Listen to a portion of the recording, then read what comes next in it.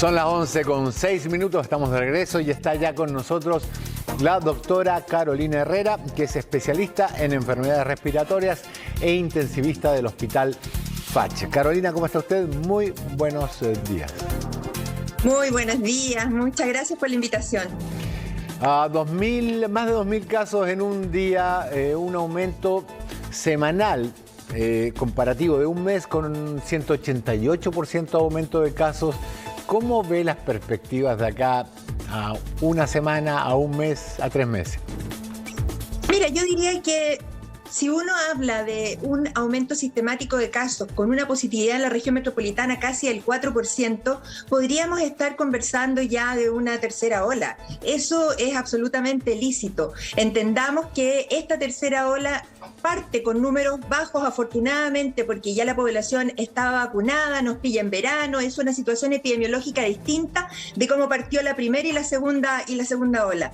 Tenemos vacunados en Meta, en Aysén, por ejemplo, al 100% de la población. En Santiago todavía hay 800.000 personas que están al debe, que están rezagados, a los que llamo significativamente y entusiastamente a vacunarse, porque se ve una incidencia 7 veces mayor de COVID en aquellos que no están vacunados versus aquellos que ya están vacunados. Y desde luego, con tercera dosis, mucho mejor resultado que solamente con esquema de 2 dosis. ¿Tenemos alguna idea, doctora, de cuánta esta gente es simplemente tiempo perdido, digamos, perdón por usar una palabra así? Lo que pasa, tengo Twitter acá con gente diciéndome que ellos no se van a inyectar el grafeno ni son ratas de laboratorio. Hay gente con la que simplemente ya no tenemos que hacer esfuerzos porque no se van a vacunar, y hay otras que no han podido, lo han postergado. ¿Tenemos alguna estimación de dónde hay que poner las energías para vacunar a la mayor cantidad de gente posible de ese grupo de rezagados?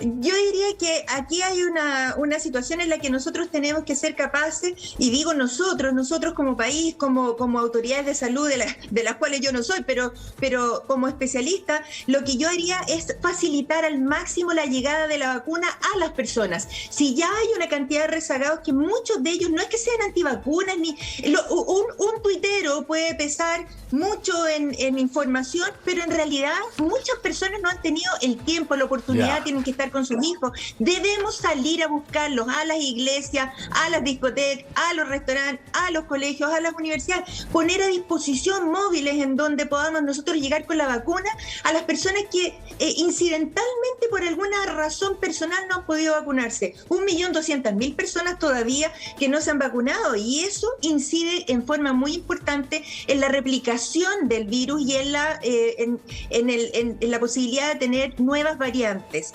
Por eso es muy importante a aquellas personas que no se han vacunado que vayan, porque se van a contagiar 7 veces más que los vacunados. Así que es muy importante que eso se comprenda.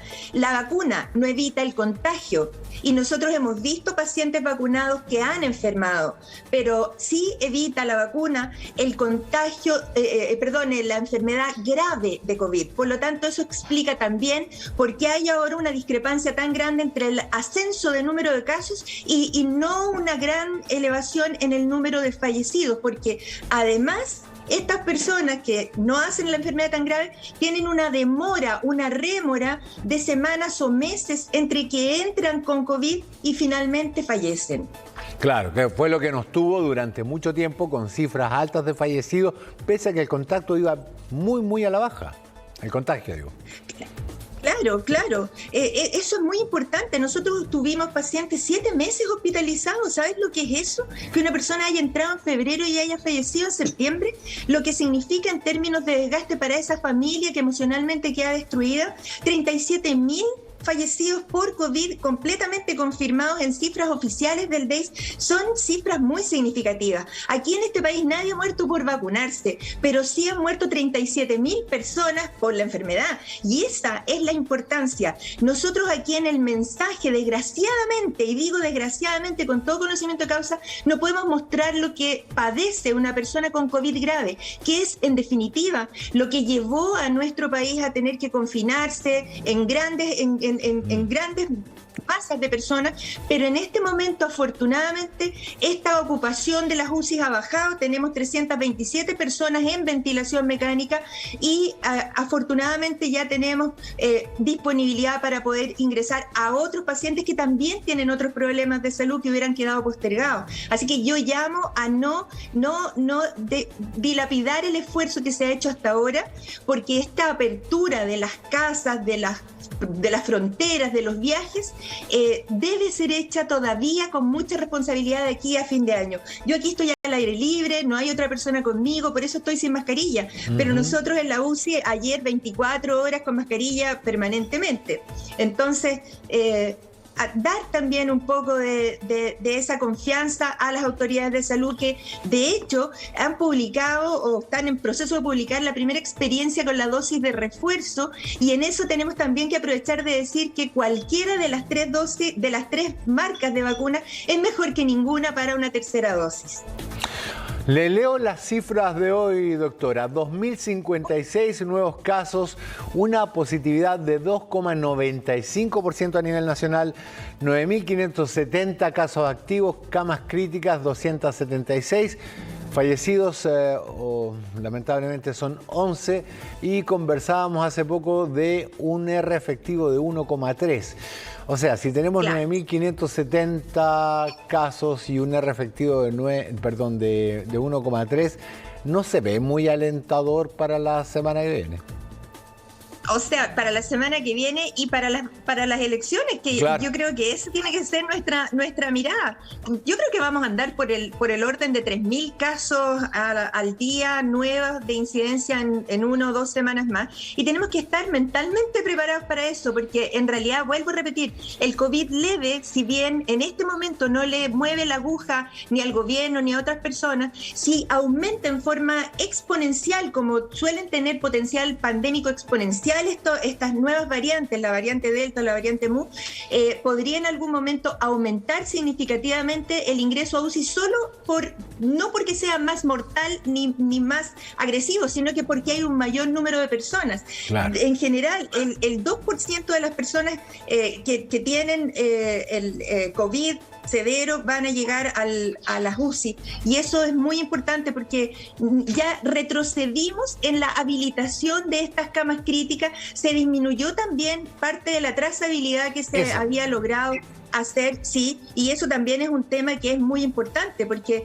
así como nosotros no vamos a ser capaces de describir a todas las personas con las que tuvimos contacto ayer, tampoco la autoridad va a tener toda la posibilidad de hacer un seguimiento para ir reforzando y avisando quién es el caso positivo. Así que el llamado es todavía a cuidarse mucho, vacunarse tercera dosis con cualquiera de las disponibles, porque eso cambia significativamente la incidencia. En Santiago se espera que se quintupliquen los casos, pero entre los no vacunados van a tener un mayor ascenso en las hospitalizaciones, 53 por 100.000 en aquellas personas que no se vacunan, 31 por 100.000 en aquellas personas que se vacunan, son las tasas que el Ministerio ha entregado de incidencia de COVID. Y ojo, Rafael, nadie sabe qué secuelas puede dejar el COVID leve a futuro, entonces también es un llamado que, aunque no se vaya a hospitalizar, aunque no esté grave ahora, no sabemos qué puede pasar con esas personas en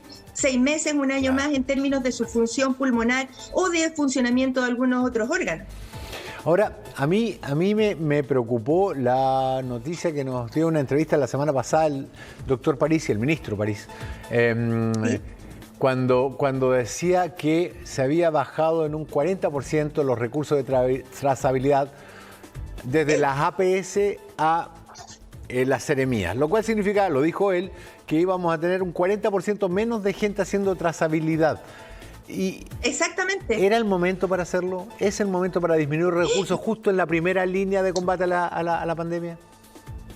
Mira, yo no soy quien para juzgar lo que el ministro dice, pero yo sinceramente creo que en este momento es como haber sacado toda el andamiaje que teníamos, ¿cierto? En el último momento de la recta, en la recta en que se consolidaba la mejoría de las cifras en nuestro país. Yo le tengo confianza a los chilenos, tengo confianza de que vamos a salir de esto, que vamos a pasar de pandemia a endemia, ojalá el próximo año, pero tenemos que también explicarle esto a las personas. Si no van a ser capaces, si no van a ser capaces las personas de entender que se tienen que autocuidar, entonces nosotros no podemos, si la autoridad retira el 40% de la mano útil para hacer trazabilidad, lo que nos queda es nosotros cuidarnos. Yo siempre he sentido que la responsabilidad tiene que estar en las personas, no en que alguien va a vigilarte, a cuidarte, a sancionarte,